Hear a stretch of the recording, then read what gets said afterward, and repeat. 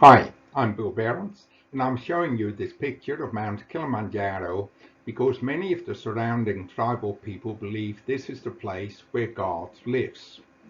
In this presentation, I want to give you the ethnological and historical argument for the existence of God. It would appear that throughout the world, people have some concept of God.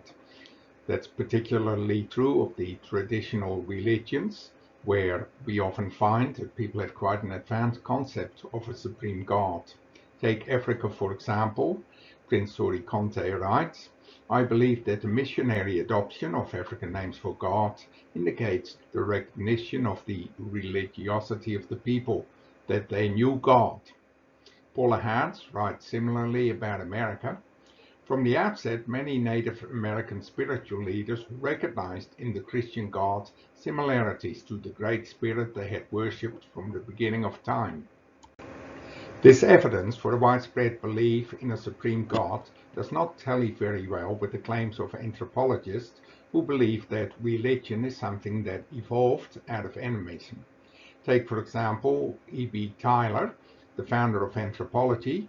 Just a few years after Darwin published his book on the origin of species, he wrote, my task has been here not to discuss religion in all its bearings, but to portray and outline the great doctrine of animism as found in what I conceive to be its earliest stages among the lower races of mankind, and to show its transmission along the lines of religious thought.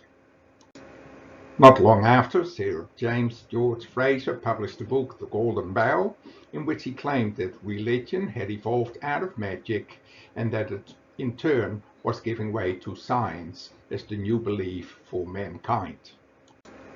I do want to point out that the belief in the social evolution of religion was not in itself an outcome of Darwinianism.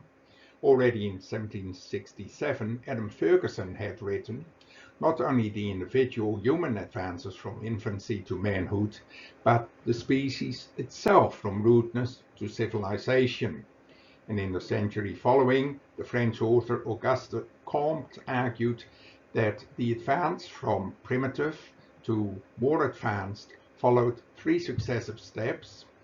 Primitive man was obsessed with theology or religion. Then came more advanced human being with philosophy and metaphysics, and then his contemporaries he saw as advancing to scientific positivism. Early in the 20th century, we see the development of a consensus that religion had developed out of animism to polytheism to henotheism, where one god is seen as supreme, and Abram would be an example of that, supposedly. Monotheism, which was taught by Moses, and atheism as it is taught today. Where anthropologists were not agreed is on what got religion going. Herbert Spencer argued that it was man's belief in spirits. Robert Merritt said no, it was the fact that certain people had religious powers and insight, what is called mana. James Frazer argued that it was the development of magic, and Robertson Smith said no, it began with totemism, whereby people identified with certain animals, and so on. Here we should note that the four people mentioned, Spencer, Merritt, Fraser, and Smith, never really engaged in fieldwork themselves. Those who did came up with a different picture. For example, late in the 19th century, anthropologist Andrew Lang pointed out that many tribes had concepts of a supreme god long before Western contact. Now, Lang had been trained by Tylor, and he was trained to accept the evolution of religion, but his own research did not bear this out. We also find that in 1912, an Austrian author, Wilhelm Smith, started on a 12-volume work on the origin of the concept of God, and he argued there for the primacy of monotheism. He pointed out that it's primitive people, those who have the least evidence of cultural development, who are closest to mankind's original beliefs, and they are in fact the ones who have a concept of a supreme God. And this insight, of course, is supported by the anthropological principle of marginal survival.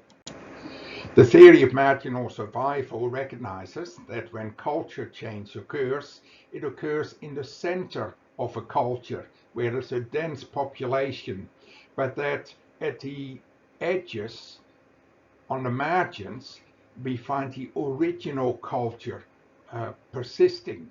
And so you are more likely to find out what the original culture was like by going to marginal areas. This has been the approach of Bruno Nettel, for example, when he studied the Amish culture in North America. And he wrote, "It has been an assumption of folklore theory that members of a cultural group who have become isolated from the greater portion of that group often preserve certain traits of culture which have been lost or can be assumed to have been present in the original habitat." In other words, he found that to discover what the hymnology was like in 16th century Germany, he found more information among the Amish people in America because they had become isolated from their source. We still find many examples of marginal survival today, even in our own communities. Here we find that migrant groups very often retain the customs and language that reflect the culture from the time when they left their homelands. And when you go to communities like India or Solomon Islands, you will find that in isolated communities they still use typewriters, pedal sewing machines, oil lamps, and so on. We also find marginal survival in the religious conservatism that you often find in rural and outlying areas, although that's beginning to change with modern technology, computers, etc. But the beliefs in a supreme being that Lang had observed among traditional peoples are best explained as examples of marginal survival. And this indicates that belief in a supreme God is the original religion of mankind. Another principle that points to the supremacy of God being the original religion is that of cultural lag, first described by William Ogburn to describe the fact that culture often did not keep up with new inventions and material developments. Later sociologists began to use the term for customs that had lost their relevance because of culture change. For example, we still tend to say health or Gesundheit when somebody sneezes. This, of course, is going back to the time when a sneeze was the first sign of pest. Another custom that we find today is that many people, especially in times of danger or worry, will appeal to God. Oh my God is an expression you even find used by atheists. Again, this would be an example of culture lag. Now, functional anthropologists pointed out that when a custom cannot be explained, it shows that the custom must have had some explanation in the past that may now be lost to us, that the custom had more significance in the past. And so the fact that people still appeal to God shows that in the past this God was much more meaningful for them. So what we find in the African religion, or African deism as it's often called, is an example of culture lag. Africans recognize God, but it would be wrong to say that they worship him. For example, the Thief people, whom I know from my work in the past, recognized Aundo as the creator and ultimate provider who lived in the sky, also called Aundo. But when you came to their religion, there were no worship practices associated with Aundo. All their religion was based on Tsaf, which is a kind of witchcraft power. Aundo was only consulted during a thunderstorm when the chief of the village would pray to Aundo that lightning might not strike his village. The Avanti people recognized Hoselo, the exalted one, as the supreme god. But again, their religion was not addressed to him, but was based on a Maigiro cult, a kind of cult based on a local god and magic. There was, however, a time when they would pray to Hoselo during the marriage ceremony and beseech him that the newly married couple might soon have children. Now, what is true for traditional areas in Africa and Oceania and Asia and so on seems to also have been true for the world in the past.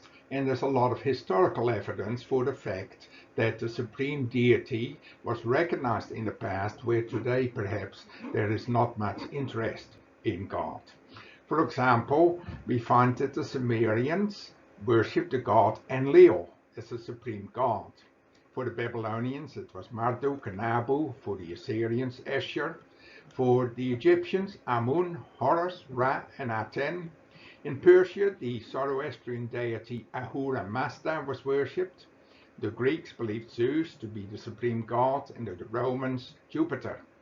The Incas worshipped Inti and Viracocha, and the Aztecs, Ometeotli. The Mayans, Itzamnai. Now notice that at various times these gods were worshipped in a monotheistic way. That's true for Aten under the pharaoh Akhetan in the 14th century BC. It was true of the Zoroastrian deity Ahura Mazda, and for the Inca god Viracocha. All of these were worshipped in a monotheistic manner. When we go to the Far Eastern religions, we find a similar pattern. For example, in China in 2600 BC, the Chinese worshipped Xiangti, translated as Lord Above. He was seen as the divine creator and lawgiver.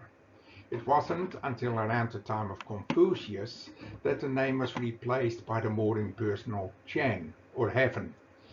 And we find that under Confucianism, Taoism, and Buddhism, the original monotheism was replaced by a more pantheistic view of God. We find a similar picture in Korea, where early Koreans worshipped Hananim, the one God, also known as Hanonim, God of the sky. The Vedic religion of early India gives us a similar picture.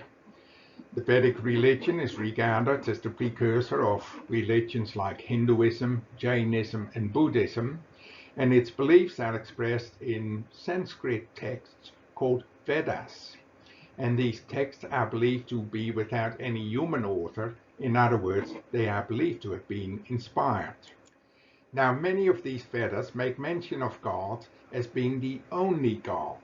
For example, one Veda states, "Verily he is one, single, indivisible, supreme reality." And another, "He is the sole sovereign of the universe." In fact, you can find many similar Vedas. So what can we conclude? I think we can say that the information we looked at shows that there's a good case for primeval monotheism, that traditionally mankind worldwide recognized the supreme God and worshipped him. This can be supported on an ethnological basis by pointing to the widespread recognition of a supreme creator among traditional societies. And even where this traditional God is no longer recognized, there are many reminders by way of cultural lag that show that once upon a time there was such a God and he was important to the people. We've noted that even in our own society, the frequent appellation, "Oh my God," points to this.